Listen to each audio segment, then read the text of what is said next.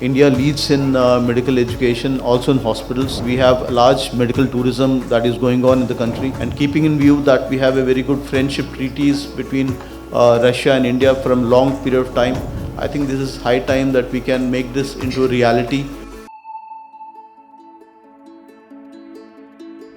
Because we have a very good medical education system, and Russia also has a very good medical education system, and keeping in view that we have a very good friendship treaties between Russia and India from long period of time, I think this is high time that we can make this into a reality and make it some kind of an agreement so that the movement of the candidates and the doctors takes place in a profitable manner.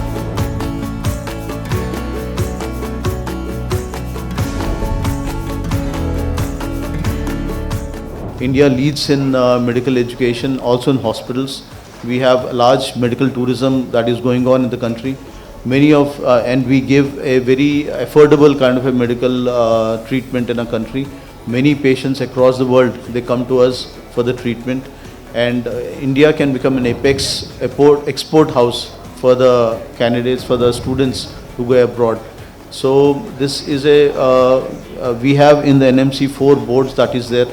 In the 4 boards, we have a UG board, a PG board, MARB, which does the assessments part, and all the boards can sit together. And in fact, tomorrow, I think the ministers, honorable ministers, are coming to visit the NMC. We'll show the NMC how the functioning takes place, how the students get into the system. We have an examination called NEET, which is mandatory for any student to become a doctor. Then we're planning to have a next exam. That is, it's like a licensing exam which we want to plan to start from next year. So if this kind of a examination pattern, and if the curriculums are matching with the Russian curriculum regulators as well, that will be easier for us to have easy access of the students.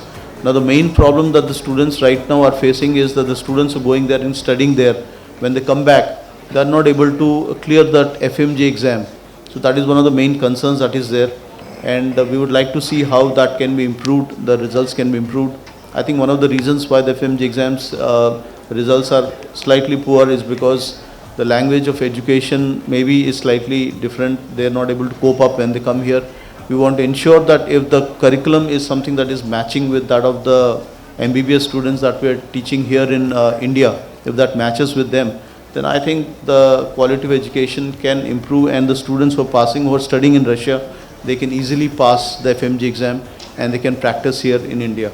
So we are having high hopes because Russia is one of the leading expertise for the medical field, and it will be a win-win situation for both the Indian students as well as Russia, that we have a good tie-up.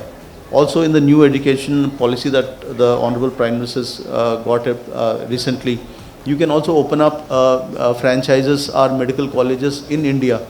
And already we had 3 or 4 representations from one from Philippines, 2 from US has also come, and 1 from UK. They want to open up a medical college in India, and they are exploring how the campus can be built in India, and then the students can go back to their own parent countries, because we have a very good medical education system, and Russia also has a very good medical education system.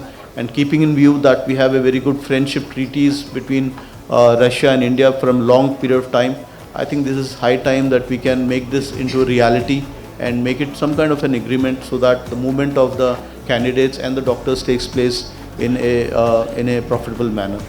I think with this, I would like to conclude my speech. Thank you so much.